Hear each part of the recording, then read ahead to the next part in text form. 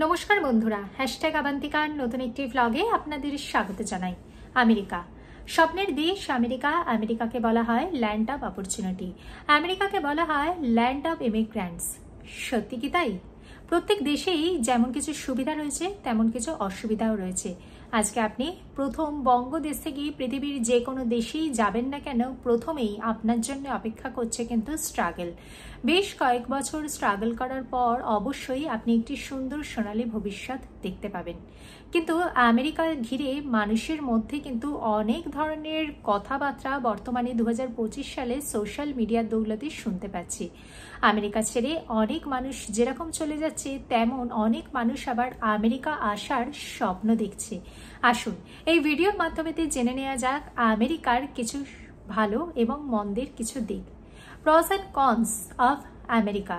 তাহলে স্কিপ না করে পুরো ভিডিওটা আমার সাথে থাকুন। ভিডিওটি ভালো লাগলে লাইক করবেন, চ্যানেলটিকে সাবস্ক্রাইব করবেন। আমাদের বঙ্গদেশ থেকে আমেরিকা যেতে সময় লেগে যায় প্রায় 20 থেকে 30 ঘন্টা এবং আমেরিকা যাওয়ার ডিরেক্ট ফ্লাইট প্রায় নেই এবং যেতে গেলে লেওভারের প্রয়োজন হয়ে পড়ে। এক্ষেত্রে আমি আমার ব্যক্তিগত এক্সপিরিয়েন্স আপনাদের সাথে শেয়ার করছি। আমি যখন আমেরিকায় গিয়েছিলাম তখন আমার সময় লেগেছিল 27 ঘন্টা এবং আমার দুবাই বিমানবন্দরে 4 ঘন্টা লেওভার ছিল। এবং সময় ডিফারেন্সের কথা বলতে গেলে বলি, বঙ্গদেশে যখন দিন আমেরিকাতে তখন রাত এবং আমেরিকাতে যখন দিন বঙ্গদেশে তখন রাত। এক্ষেত্রে কিন্তু সময় ডিফারেন্সটা ভীষণভাবেই কিন্তু ম্যাটার করে থাকে। যেহেতু আমেরিকার সাথে বঙ্গদেশের সময় পার্থক্য প্রচুর, তাই আপনি হয়তো সবসময়তে বঙ্গদেশে থাকা প্রিয় মানুষটির সাথে কানেক্টেড থাকতে পারবেন না, প্রিয় মানুষটির সান্নিধ্যে থাকতে পারবেন না, তার হাতের স্পর্শ পেতে পারবেন না। তার যদি হঠাৎ কোনো বিপদ অনুভূত হয়ে থাকে, সেই সময়তে আপনি হয়তো তার পাশে থাকতে পারবেন না, কারণ আমেরিকা থেকে বঙ্গদেশের দূরত্ব প্রচুর এবং যেতে আসতে প্রচুর সময় লেগে থাকে। সেই ব্যাপারগুলো কিন্তু অবশ্যই আপনাকে মাথায় রাখতে হবে। আমেরিকাতে থাকলে মানুষ ভাবে হয়তো ডলারে ইনকাম, আমেরিকার আকাশে বাতাসে ডলার উড়ে বেড়ায়, কিন্তু আমেরিকাতে যেরকম ইনকাম প্রচুর হয়ে থাকে, ডলারে ইনকাম হয়ে থাকে, সেরকম খরচাটাও ডলারেই হয়ে থাকে। আমেরিকাতে সব থেকে বেশি মানুষের খরচা হয়ে থাকে হাউস রেন্টে। এছাড়াও আমেরিকাতে থাকতে গেলে গাড়ি মানুষকে প্রায় কিনতেই হয়, কারণ আমেরিকাতে পাবলিক ট্রান্সপোর্টের অবস্থা ভীষণই খারাপ। আমেরিকাতে পাবলিক ট্রান্সপোর্ট প্রধানত সীমাবদ্ধ থাকে বা নিউ জার্সির মতো বড় কিছু শহরেতে, কিন্তু ডালাস, হিউস্টন বা অন্যান্য যে সমস্ত ছোট মানের শহর বা মাঝারি মানের শহর রয়েছে, সেই সমস্ত শহরে পাবলিক ট্রান্সপোর্টের অবস্থা বেশ খারাপ। তাই আমেরিকাতে থাকতে গেলে কিন্তু আপনাকে গাড়ি কিনতে হবে। তাই গাড়ি কেনার একটি খরচা থাকে, ইন্স্যুরেন্সের খরচা থাকে, তার পাশাপাশি আরও দৈনন্দিন জীবনের আনুষঙ্গিক বিভিন্ন ধরনের খরচা, যেরকম ধরুন গ্রসারি থাকে, internet, electricity, mobile phone, travelling, restaurant, এছাড়াও বিভিন্ন ধরনের খরচা কিন্তু আপনার প্রত্যেক মাসেতে অ্যাড হয়ে থাকে। তাই আমেরিকাতে আয়ও যেরকম ব্যয়ও সেরকম। এর পাশাপাশি আপনি যদি প্রত্যেক বছর দেশে যান বা প্রত্যেক বছর যদি আপনি ভ্রমণে যান বা আপনার যদি কোনো হঠাৎ কোনো মেডিকেল এক্সপেন্সেস হয়ে থাকে, তাহলে সেটা কিন্তু প্রচুর মানেরই হয়ে থাকে। আমেরিকাতে কিন্তু চিকিৎসা খাতে কিন্তু মানুষের প্রচুর টাকা খরচ হয়ে থাকে, যদিও প্রত্যেকেরই প্রায় ইন্স্যুরেন্স থেকে থাকে, কিন্তু ইন্স্যুরেন্স থাকার সত্ত্বেও কিন্তু মানুষের চিকিৎসা খরচা এখানে কিন্তু প্রচুরই হয়ে থাকে। তো দেশে থাকলে আমাদের হয়তো কস্ট অফ লিভিং অনেকটাই কম হয়ে থাকে আমেরিকার তুলনাতে। দেশে মানুষের ইনকামও যেরকম কম হয়ে থাকে, সেখানেতে খরচার পরিমাণও অনেকটা কম হয়ে থাকে। কিন্তু অপর দিকেতে আপনি যদি আমেরিকাতে কয়েক বছর থাকতে পারেন, তাহলে আপনি যে পরিমাণ আপনার ফিনান্সিয়াল গ্রোথ হবে, সেই পরিমাণ গ্রোথ কিন্তু আপনার দেশে থাকলে হয়তো কয়েক বছরেতে সেটা সম্ভব নয়। কারণ আমেরিকাতে যেহেতু জিডিপি প্রচুর বেশি এবং এখানেতে মানুষের স্যালারিও প্রচুর বেশি হয়ে থাকে, তাই কয়েক বছরে আপনি যে পরিমাণেতে আপনি অর্থনৈতিক স্বনির্ভরতা লাভ করবেন, সেই পরিমাণ স্বনির্ভরতা আপনার হয়তো দেশে থাকলে সেটা হয়তো আপনার পক্ষে পসিবল হবে না। এবার আসি ডোমেস্টিক হেল্প। আমরা যারা মধ্যবিত্ত বাঙালি পরিবারের মানুষ, তাদের অনেকেরই বাড়িতে ডোমেস্টিক হেল্প থাকে বা তাদের বাবা মায়েরা তাদেরকে হয়তো আদর যত্নে মানুষ করে থাকে এবং তারা হয়তো দেশে সেরকমভাবে কোনো কাজে পারদর্শী থাকে না। কোনো কাজ বলতে আমি বলতে চাইছি ঘর গৃহস্থালির প্রত্যেক দিনকার যে সমস্ত কার্যাবলীর প্রয়োজন হয়ে থাকে, সেই সমস্ত কাজে তারা হয়তো ততটা পারদর্শী হয় না। কিন্তু তারাই যখন আমেরিকায় আসে, তখন আমেরিকায় আসার পর তাদেরকে কিন্তু জুতো সেলাই থেকে চণ্ডীপাঠ সমস্ত কাজে তাদের পারদর্শী থাকতে হয়, তাদেরকে কিন্তু ঘর গৃহস্থালির সমস্ত কাজ তাদেরকে করতে হয়। এখানে কিন্তু ডোমেস্টিক হেল্প পাওয়া যায় না, এখানে কোনো গাড়ির ড্রাইভারও পাওয়া যায় না। তাই আমেরিকা আসার আগে অবশ্যই কিন্তু নিজের সমস্ত কাজ, রান্না, ড্রাইভিং সমস্ত কিছু কিন্তু আপনাদেরকে শিখে আসতে হবে। সেই ব্যাপারগুলো কিন্তু অবশ্যই একটু মাথায় রাখতে হবে। ভোজন রসিক বাঙালি। ভোজন রসিক বাঙালি যখন আমেরিকায় এসে পড়ে তখন তারা টাটকা পুকুরের জলের মাছের থেকে তারা ফ্রোজেন মাছে অভ্যস্ত হয়ে পড়ে।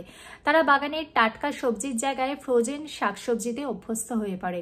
তাদেরকে কিন্তু সমস্ত রান্না তাদেরকে নিজেদেরকে করতে হয়।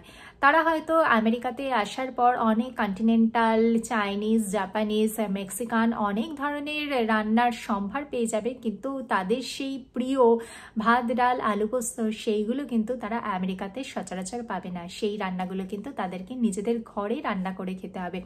বিকেলবেলায় হঠাৎ ইচ্ছা করলেও দেশেতে আমরা ফুচকা, আলু কাবলি, ঘুগনি, পাপড়ি চাট বাইরে বেরিয়ে এই সমস্ত খেতে অভ্যস্ত থাকতাম। আমেরিকাতে কিন্তু সেসবের সুযোগ নেই। সুযোগ আছে, তবে সবই হয় ফ্রোজেন, নয়তো নিজে হাতে নিজেকে রান্না করে খেতে হবে। আমেরিকাতে আমাদের কিন্তু সেই বাংলার, কলকাতার সেই প্রিয় বিরিয়ানি নেই, কলকাতার সেই প্রিয় লুচি নেই, তবে আছে সবই নিজের হাতে নিজের বাড়িতে রান্না করে খেতে হবে। সচরাচর কিন্তু আমরা আমেরিকার রেস্টুরেন্টে বাঙালি খাবার বা ইন্ডিয়ান কোনো খাবারের সুযোগ সেইভাবে পাওয়া যায় না, যেটা আমরা আমাদের দেশে খেতে অভ্যস্ত। হয়তো পাওয়া গেলেও সেই টেস্টটা আমরা মিস করে থাকি। তাই আমরাই যখন প্রবাসী বাঙালিরা যখন দেশে যাই তখন দেশীয় খাবার খেতে কিন্তু ভীষণভাবে অভ্যস্ত হয়ে পড়ি।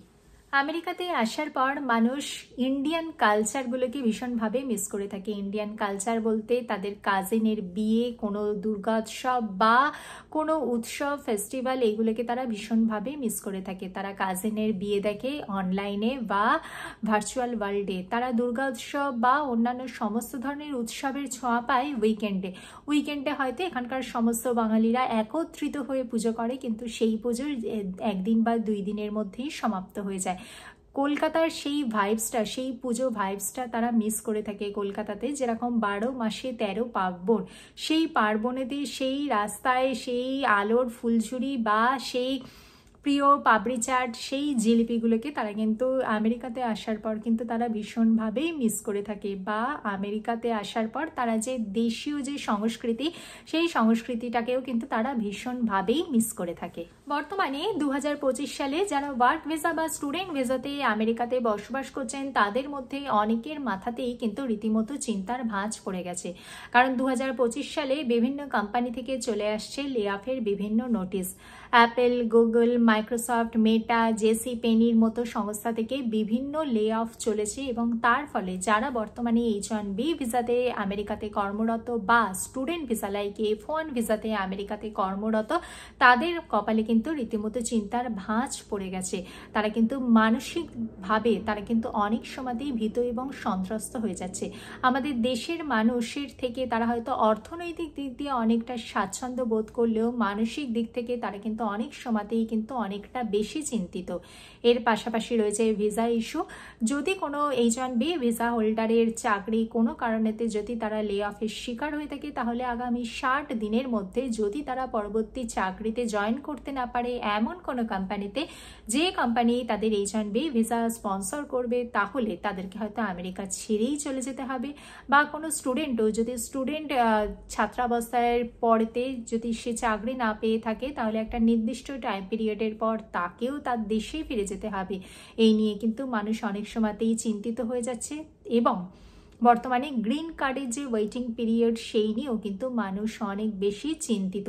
মানসিক স্বাস্থ্য তাদের অনেক সময়তেই বিঘ্নিত হচ্ছে এই সমস্ত বিভিন্ন কারণেতে। ভালো মন্দ সমস্ত কিছু মিশিয়ে একটা দেশ গঠিত হয়ে থাকে। প্রত্যেক দেশেই যেরকম কিছু ভালো দিক রয়েছে, সেরকম কিছু খারাপ দিকও রয়েছে।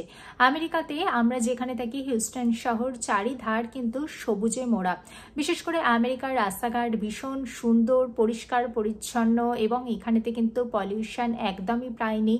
এখানেতে উন্নয়ন হয়ে সবুজ রক্ষা করে, যেটা আমাদের দেশে প্রায় হয় না। আমাদের দেশে উন্নয়ন হয়ে থাকে সবুজ ধ্বংস করে। এখানেতে পলিউশন ফ্রি কান্ট্রি প্রায় বলা যেতে পারে, কারণ আমাদের দেশের তুলনায় এখানেতে পলিউশনের বিন্দুমাত্র ছোঁয়া দেখতে পাওয়া যায় না। এখানে কিন্তু চারিধার কিন্তু প্রচুর সবুজ, যেগুলো কিন্তু আমেরিকায় আসার পর সত্যি আমার কিন্তু ভীষণ ভালো লেগেছিল। আমেরিকা এবং আমাদের বঙ্গদেশের ওয়ার্ক কালচারের মধ্যে যদি পার্থক্য করতে বসি তাহলে এখানকার যে ওয়ার্ক লাইফ ব্যালেন্স সেটা অনেকটা বেশি। এখানকার যে ডিউটি আওয়ার্স সেটা সবসময় ফিক্সড থাকে, কিন্তু ফিক্সড ডিউটি আওয়ার্সে মানুষ কখনো সেইভাবেতে ফাঁকি মারার সুযোগ পায় না এবং তারা ফিক্সড ডিউটি আওয়ার্সটাকে ভীষণভাবে কিন্তু তারা মেনটেন করে থাকে। যদি 9টা থেকে 5টা ডিউটি আওয়ার্স হয়ে থাকে তারপরেতে তাদের কিন্তু কাজ করার সেরকম প্রয়োজন পড়ে না, যেটা প্রায় আমাদের দেশের প্রাইভেট কোম্পানিগুলোতে প্রায় হয়ই না।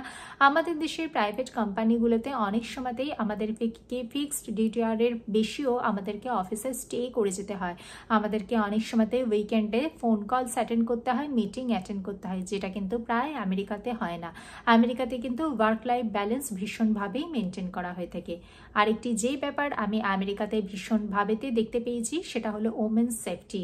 আমাদের দেশে যেখানেতে নারী নিরাপত্তাজনিত বিভিন্ন সমস্যায় ভুগে থাকে, নারী কোথাও একা একা যেতে গেলে তাকে হয়তো ভয় লাগে, বা অনেক সময়তে বেশি রাত হয়ে গেলে নারী হয়তো একা কোথাও থেকে ফিরতে গেলে তার ভয় লাগে, বা নারী তার ওয়ার্ক প্লেসেও নারী কিন্তু সুরক্ষিত নয়।